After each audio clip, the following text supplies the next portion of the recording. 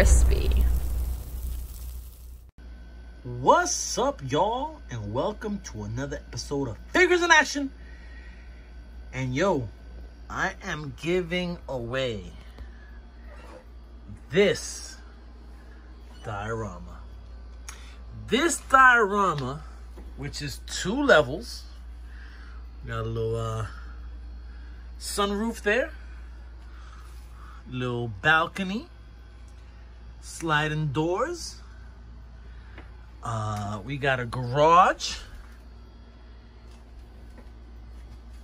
and multiple shots you can multiple angles for shots. This is a cool ass diorama, y'all. Like, for real. Like, yo, I love this diorama. And I remember when I first started so I was watching a movie with a friend one night, and I saw a loft type of apartment. I remembered where I grew up in the South End of Boston, a lot of the Back Bay brownstones had had these type of garages where they were kind of, overhead was a living space, and then, a single parking garage or a single parking space is right underneath, with a door that leads into that apartment or that complex or that brownstone.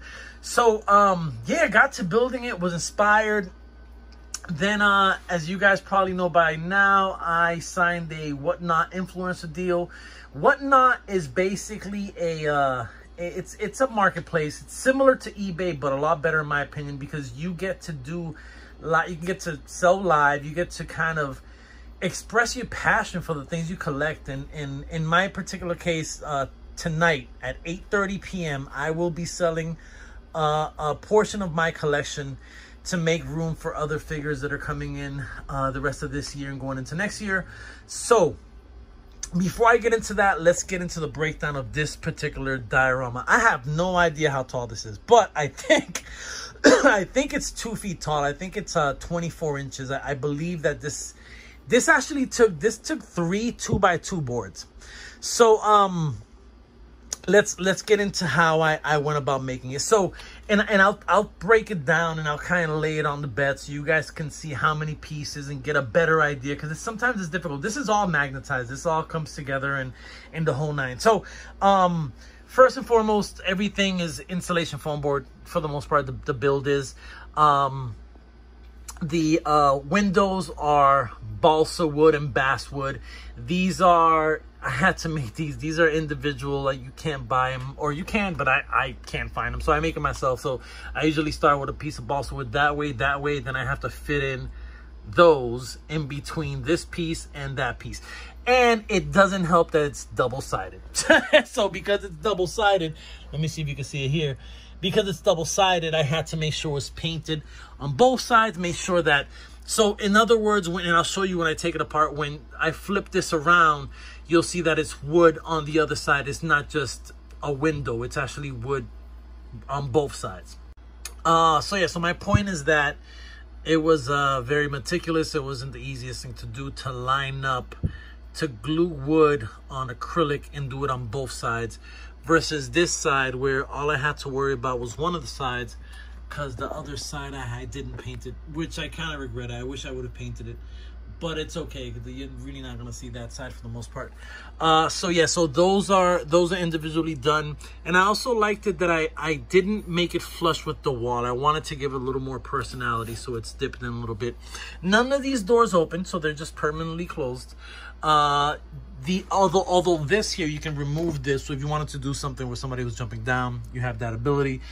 This is made from scratch as well, and then it kind of just dips right into there. I made this step here just because the vision I had of this particular structure is that door leads into another room, this rooftop leads into another space, because no one has a house that's this skinny. You know what I mean? Or this thin. So all right, so let's go down a little bit. I already said that, so let's continue doing that. So this here is 2 pieces that can be taken off, and they're just basically stabbed into the foam and made from scratch. Same deal. A lot of work went into making this. Let's put a little bit of light on it here.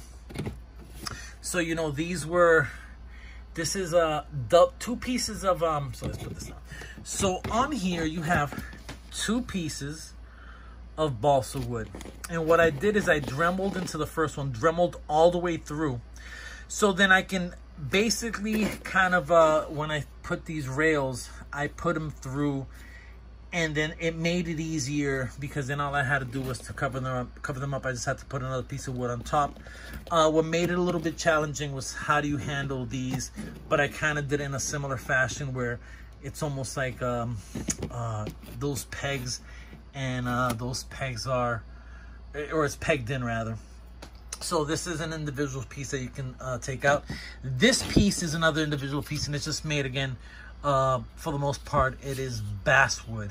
And this is another piece that kind of just goes right into this space here.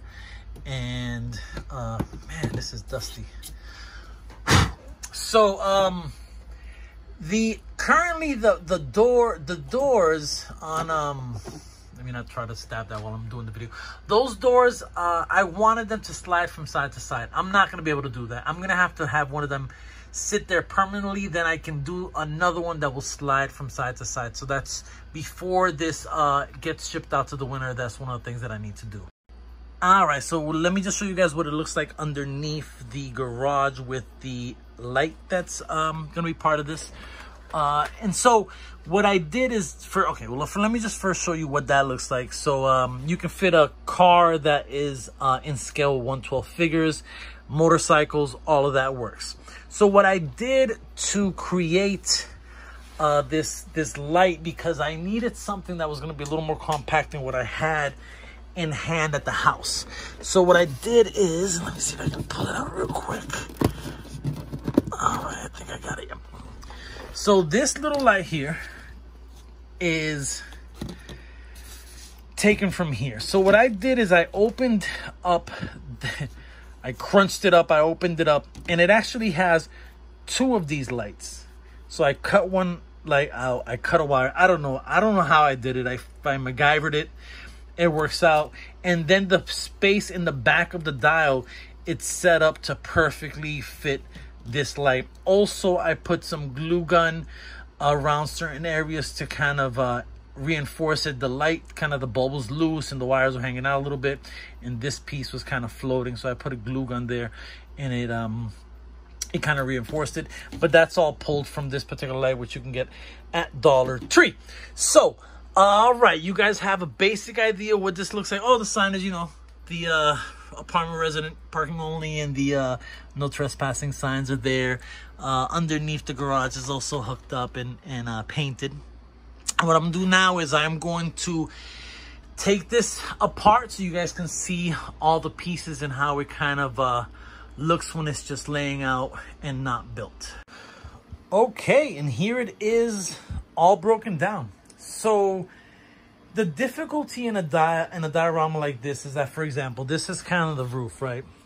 But you have to do both sides of it, you know, so, and you have to be kind of neat about it. So for example, if I would not have put these little pieces of balsa wood, then the corners that normally get dinged up real easily, that's what you'd see, and it just wouldn't look good. So I had to go the extra mile with all of these pieces. This is another piece that the back is also prepared and ready to go, including the baseboard, so that dips into the floor there. And same deal here. This is what I was explaining earlier, where you have this piece and both sides are, and I still have to touch up, as you can see there, I still have to touch that up in black. But both of these sides are done, so they're two-sided there. And even the floor is two-sided because this is the ceiling of the garage. And I also like it that I kind of put these little black strips here, kind of go and they play with these things, so it's almost like this little metal reinforcer, so that's there as well. And then the final piece is the floor piece. It's just one side and nothing on the bottom. So basically this dial is 1, 2, 3, 4, 5, 6, 7 pieces make up this dial.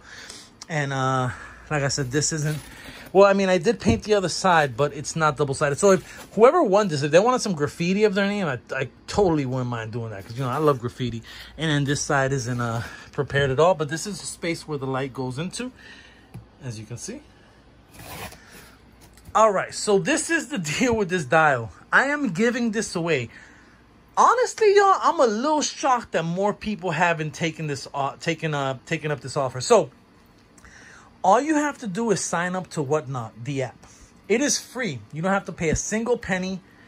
Not only do you get a $10 coupon when you sign up, again, tonight, 8:30 p.m. on Whatnot, I will be selling some of my figures. I need to do 3 shows with them. So the first one is tonight, because I'll be uploading this on Sunday. So tonight at 8:30 p.m. on Whatnot, I'll be auctioning off some action figures from my own personal collection. And this is my collection. It's a whole bunch of shit. And so I'm trimming down and I'm selling some Walgreens exclusive, Toys R Us exclusives. I'm selling some good shit. So all you have to do is sign up to Whatnot.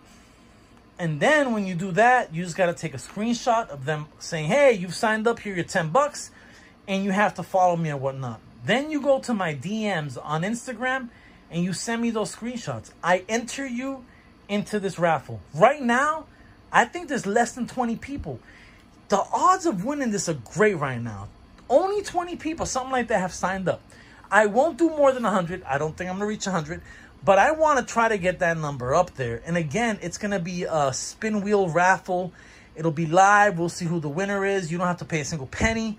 And you could have bought something on Whatnot and saved $10. It's a great deal. All of the info is in the comment section below.